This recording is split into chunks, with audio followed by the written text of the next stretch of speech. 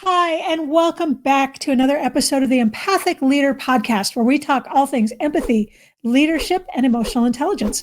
I am Dr. Melissa, and I'm so happy to have you here today. Please remember to like, subscribe, and comment so that we can keep the conversation going. And I have a great conversation lined up for you today. My guest's name is Janik Fauteux, and she is a woman that has worn many hats over the course of her life. She is currently a self-employed business owner, but has in the past been an executive vice president for a residential and commercial remodeling construction company in Montreal, a business development consultant with experience in project and event management, and is currently really taking to the forefront her new podcast called A Woman's Spark.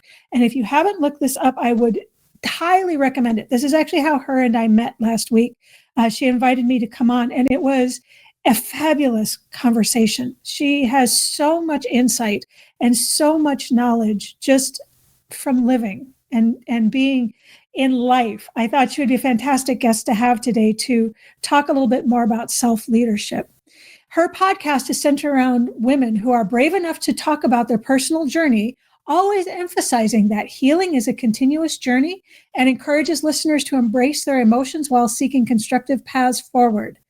They always take the difficulties we face, but she makes sure that we really emphasize that it hinges on the positive outcome, that we all have trials to face, but it isn't what happens to us, it's what we do with them. So please welcome my special guest, Janik.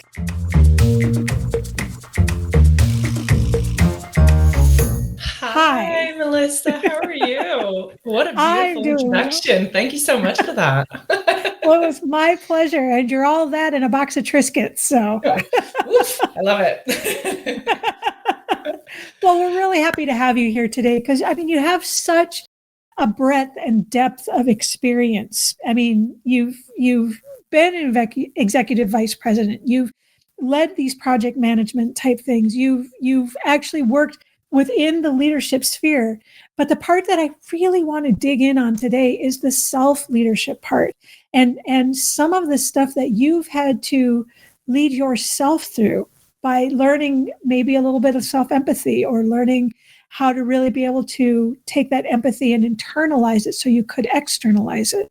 So let's just start today and have you tell us just a little bit about yourself and your journey as a leader. Either a leader of one or a leader of many. Maybe a leader of many. I'm just not comfortable doing nothing. So to start with, even from a young age, it was hard for people to tell me what to do. I'm not one to just sit back and wait for things to happen. So I tend to want to create. I tend to want to help people and bring out the best in others, whether it be in something more concrete, like a construction site, or it could be, an event, or it could be, I had a company that helped seniors downsize, go from their big house into something smaller. I traveled. I tried a lot of things, and every time it was always with very little knowledge of what I was going to get into. And it was just really self-taught and just putting both my feet, jumping 2 feet in and seeing where it leads me to. And those are such different things. You're crossing very different industries. And I'm curious, the one you mentioned about helping seniors downsize, because talk about something that would take a lot of empathy to be able to relate to what that person is going through and some of what they may be having to let go of and the complete change of life they may be going through. How did you get into that? Oh, that's a big story. I got into that because I took care of my grandmother in her final months of life. Well, we were very close. She was like my second mom. And when she found out she had cancer, they gave her 48 hours to live, and 48 hours came and went. And so she said, I don't want to be at the hospital. I want to go home. And my uncles and my mom and I decided to take care of her, but I was a live-in help. So I took care of her for 3 months, and I was always really, really close to her. So for me, being around seniors just felt like they had so much knowledge and experience to share, and I just liked working with them. And so I went traveling and I came back, and I kind of put my experience in project management and moving, which I had gotten working in bigger companies, relocating bigger companies into merging them into one, and bringing the seniors in and bringing more empathetic part of the human into one. And then that's how I created that company, which is, it's still working today. I sold it, but it's still working very well today. And the empathy inside me is always going to be part of every endeavor I take on. Which just makes me cheer, because we need that. We need people that have that ability to connect and understand with other human beings, you know? From day one, from the day I was born to today, I'm 41, and I feel like I can, I'm sorry, I'm trying not to be too emotional. I've lived a lot. And I have learned empathy from day one. And I've learned to get back up every single day of my life. I did get help, but I didn't get it easy like other people did. That's when you learn about empathy, and that's when you learn about love and getting back up and soldiering on. And there you go. That's me. Well, and I think in those kind of situations in particular, you really do have to start with self-empathy, you know, with reflecting on what's going on and having an awareness of how your light shines in the world. And then, you know, being able to show yourself that understanding and connection that these things happen, but, you know, that you have the power to soldier through and move into the next era. That as hard as it is, you may not be able to control the situation, but you can control your reaction to it. Yeah. I feel like for me, it's always been easier to have empathy and care for others than it has been for me. But at 41, I'm learning now to do that, to have empathy for myself and to be kinder on myself. So it may be something other people have it easy to have it for themselves, but that's not my journey. I'm learning that right now. So there's no age to learn it for yourself, but I do have a lot of it for other people. Which is beautiful, honestly. If you can have both, and you're working on, you know, having the empathy for yourself that you would have for others. That's not an easy journey, but it sounds like you've come quite a ways down. I mean, to the point that you've started your podcast to be able to give this to other people and maybe bring other people into this tribe. Can you tell us a little more about what encouraged you to start this and kind of how you got into that process? I mean, the podcast is literally that. It's putting all my years of every little bit that a lot of women go through and put a platform together for women, by women, with their stories, their life stories, to help them feel seen, help them feel understood in the darkest moments of their lives. And it really, really started about a year and a half ago. And my husband and I are separating today. In about 2 weeks, I'm moving out. So all of this started about a year and a half ago. And we tried to work through it, and we tried to get better together. Yet the only way, because for the last 13 years of my life, I've been a mom. I've been a business partner with my husband in this construction company. But I was mostly taking care of my children because, well, ADHD, learning difficulties, X, Y, and Z, and I had premature babies. So it was just a lot of running on the treadmill. And I also had chronic pain for 4 years. So it's just like for the last year and a half, it was really trying to find again who I am and what I can give back to the world, to really find my place. I think my calling is really to help people, but that's why I started the podcast, really. And slowly but surely, it's almost like a therapy for me and to the person who's coming on board. Let them have a platform to inspire other women to be the best version of themselves when they don't really see an end or a light at the end of the tunnel. So that's a Woman's Spark podcast is my little baby, and I hope it grows and we can help more women. Absolutely. So when you're looking for guests for your podcast, when you're looking for women to highlight and stories to tell, what do you kind of look for? What's your ideal guest? My ideal guest would be not a person who is currently in the storm, because it's hard to help other women whilst you're going in the storm, but a woman that's gone through the storm and is on the other side, seeing the positive to inspire the women who are in the storm. So any women who have gone through any life moment or experience, let's start from A to Z. Okay. So menstrual cycle when we're very young. And then we have school, we have bullying, we have sports, we have young adult, we're going into the work field. Then we have babies, we get married, we have relationships on, off. It could be abuse, it could be getting into alcoholism, and then perimenopause. As we get older, we really, really touch so many things in a woman's life that can change us and can change the course of our life. So any topic works. I just want that one person that just wants to talk about it to help another woman, but that she's seen the other side of it and is trying to do something with it and just wants to help other women. That's the perfect candidate, because she will inevitably help another woman along the way. Absolutely. Yeah.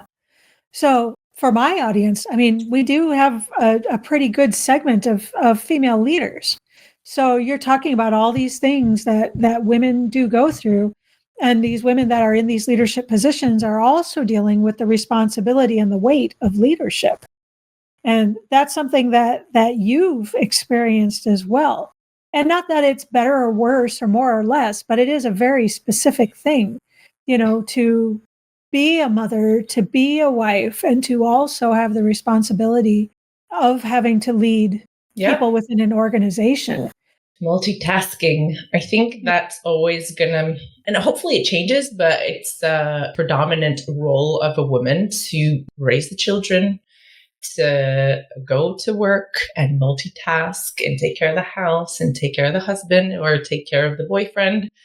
So what do I think about that? The me today thinks maybe I wouldn't have had that same conversation with you 2 years ago, but I feel like it should be a teamwork.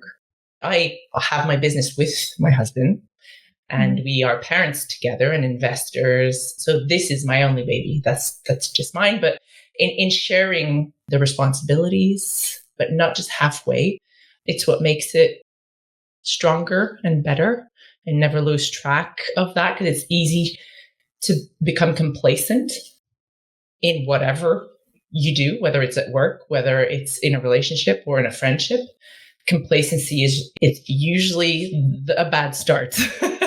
So being mindful, being present, and leading with the heart, I find is always the best key. Absolutely. And I find that a lot of the female leaders that I've had contact with, and the ones who do connect with, my message of empathy and being able to use it in leadership actively, a lot of them do want to lead from the heart. Sometimes our organizations don't allow for that, unfortunately, and you're kind of pigeonholed into wearing the mask that you have to be able to get by at work, doing the things you need to do. We're good at that. We're good at that, women, putting a smile on when, yes. In the background, it's something else. Yeah, we are. I mean, that is part of it. There's studies talking about that in women in leadership roles, and how they kind of have two choices, either they can try to be authentic to themselves. And unfortunately, then these are the things that can get you, pinned as a woman, or as being prissy, or as being bitchy, or any of the other words that, unfortunately, labels that do get applied. The other option tends to be to try to outman the men, which is, now you're talking about the creation of the mask and having to, fit into a role, as opposed to being able to bring your authentic self to it. I know in my experience, being in a very heavily male-dominated field, which, I mean, brass playing is, if you look at the back row of an orchestra, tubas, trombones, French horns, trumpets, chances are it's men.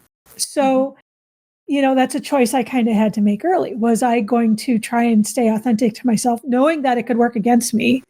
Or was I going to run with the boys? And you were in a very highly male-dominated field as well, being in construction, not work, Yes. arms. So I'm just curious what your experiences maybe were along those lines. You may not like my answer on this one. Answer honestly. I have always been very headstrong and tell and say things as they are. But in this field, particularly in construction, where it's 99% men, unfortunately, the women have to either build the biggest shell they possibly can to continue doing that. And usually they end up falling off the wagon because it's very hard to be a woman in this kind of field. But working with my husband in this, we've been able to each have our roles. But when I try to take on the role that the men should take, I very quickly get swiped off. It's unfortunate because the older the people are in this industry, the worse they are, obviously, because the younger they are, the more they are caring and they see women more as equal as men, not completely, but it's still a field where it's predominantly men. But being a woman in this field, if you need something done and contact a man, you can always be like, hi, is it possible to get X, Y, and Z? I'm waiting for my order. And they're like, oh, yes, it's a woman, so I'll be nicer to her. Yet again, it's that role of men and women. So I don't get to be my full self in this field. Let's put it this way. You're not the first female in the construction industry I've heard that from. I have a really good friend who, she's dynamite, but she has some stories to tell as well. Sierra, if you're listening, we should connect you and Janik. Just saying. Absolutely. We would have a ton to talk about. Yeah. So yeah, construction is definitely a field that it's going to take longer to break through in terms of men and women equality. And there are some industries like construction that I wonder, I don't know that to actually find true equality, and it's not just a gender differentiation. There's race differentiations, there's ethnic different. I mean, we can go all the way down that rabbit hole. We won't, but we could. But there's something I'd like to add to that, though. And I remember this movie, My Big Fat Greek Wedding. Uh-huh. And in there, there's the dad and the mom says at the end, the man is the head and the woman is the neck. She makes the head turn wherever she wants. And that has stayed with me. And I see it in my role in this company that he may be the forefront of the company speaking to people, but I can manage and make things turn as I need to, even in the background. So it doesn't take anything away. It's just knowing in a leadership role, you just need to find your way to get what you want and your point across and what you need in the best way possible. Even if it means you're not going to be at the forefront of the image, you're just going to be a bit behind, and you may be able to turn that head and get what you want and still make it successful. It's really funny that you mentioned that. I just wrote a blog post about something similar. Really? Yeah, I did. If you have people that don't have empathy, like part of the definition of dark triad, which are sociopaths, psychopaths, Machiavellians, and narcissists, is that they don't have empathy. And Machiavellians in particular are interesting because they will manipulate other people, but do a lot of harm in the process, sometimes even to themselves. It's like manipulation in the darkest, most dysfunctional, not that manipulation is ever good, but they really take it to extremes. What I was talking about in this article was how when you're in a leadership position and you have to get things done, sometimes you have to be able to do it in such a way that you let the other person think it's their idea. Because they're going to be more apt to champion a cause if they think it's their baby than they are if they think it's yours. And we've nicknamed it Machiavelli's wife because, and my husband would laugh if he heard this as well. The best thing I do is let you think it's your idea because then you get it done. And he's like, yeah, I do. You're right. Yes, dear. Yeah, exactly. And then we're both happy. You get what I wanted. You both get what you want. He feels rewarded. He feels like he's seen, and you get what you want. So sometimes you just got to take a different path to get to a similar ending. Well, and I appreciate that getting the job done, getting it done well, getting people what they need, getting things finished is more important than taking the credit or being in the spotlight or we got to have food in our plate, and we got to eat, we got to have roof over our head. So at the end of the day, that's what matters. So if that's what it takes to get it, then we'll prove our point a little later on in the process. Yeah. It's just too bad that we have to make that kind of choice. But I agree. I guess that's part of it. Well, that's why you and I and a lot of other great women and men are out there advocating for equality. And your podcast, my podcast, your work, my work, it all matters. And in the end, and I think it's a great person who told me this recently, if we all increase by 5% our empathy, we can make a world better. And I think that person is you. So yeah, exactly. Whatever little gesture we do, it's going to make a difference. And it's one step further than we were before. I couldn't agree more. And thank you. I appreciate that very much. Well, I mean, we're all adults, right? I think we all know that it isn't all just going to be sunshine and puppies and rainbows. It's just not. The world turns the way it turns, and we can't affect everything, but we can make a difference, even if it's 5%. And then that ripples out, and then another 5% next year. No bad. One day at a time. One day at a time. That's it. Exactly. So you've done all of this really cool stuff. You're now working into the podcast. Do you see this heading further? I mean, what do you see kind of short-term, long-term for you in this project? I'm in the midst of, I want to do more. I want to do more. The podcast is a stepping stone into, I have this platform called Be Guided, Be Inspired that I want it to be it is a community where women can feel seen and understood. So I'm in the progression and construction of creating those events, of having women get together just to feel seen and understood and feel like we're a community that are holding each other.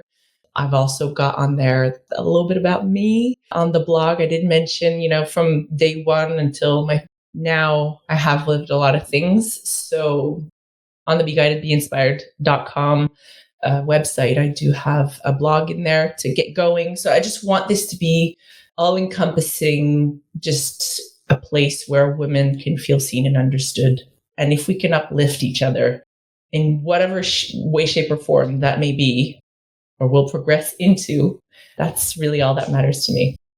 It's helping women just thrive and get out of those dark moments when they feel like there's no hope, that there is hope and there are other people and they're not alone. And you are international, right? I could have done this in French and I decided to do it in English. Yes, because I speak both languages. Some of my friends are like, do it in French. English is international. English is going to reach more people. And so, next week I'm going to have a lady from Uganda come on board, possibly someone from Kenya. I had a Moroccan lady who came on. I have people from the US, from Canada, the UK. It's really, a woman's a woman, no matter where she's from and the background and the culture. A woman is a woman. So I just want this to be a big movement. Let's make this a movement to uplift women all together. I think that's wonderful. I think I wish you so much success with this. I'll be cheering you the whole way. So for our listeners, where can they find you so they can cheer you the whole way too? Well, I'm on Instagram. My name is Janik, Janik, and last name Fauteux. So you'll be able to find me. You can even Google me. I've found myself on ChatGPT and it's giving me a lot of information about myself. So Instagram, LinkedIn, Facebook, the Be Guided, Be Inspired platform is www.beguidedbeinspired altogether. No points, no nothing.com. That's the platform where we can connect together and hopefully we will. So let me ask you one final question before we close things out. If you can think of one person in your life alive or dead, known or unknown, that you feel inspired you and your leadership style, who would it be and why? I'm very shy to say this, but I just have to own it. I have a dream board. And on my dream board, there's these three people. I'd like to go with the top two.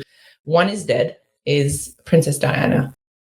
Princess Diana from a very early age, even when she passed away, I think I was 13. And it was a really poignant moment, but she always led with her heart. She led with her heart with people, with the most genuine care and empathy you could ever find in anyone, not asking anything in return, did things differently when people told her not to do a certain thing. She did it anyways if it felt right to her. Princess Diana, definitely, and Oprah. Oprah, obviously a constant inspiration, even today, after 40 years in the public eye, with the start that she's had to where she is today and how many people she's helped. She's had her own battles, but has always come out with the most basic thing is that help one another, be kind to one another, be empathic, lead with love. And so those two people are really, really my main characters in life that are my examples. Perfect. There's nothing I could add to that. Thank you so much for being here with us today. We really appreciate having you and wish you the greatest success with everything you've got working on.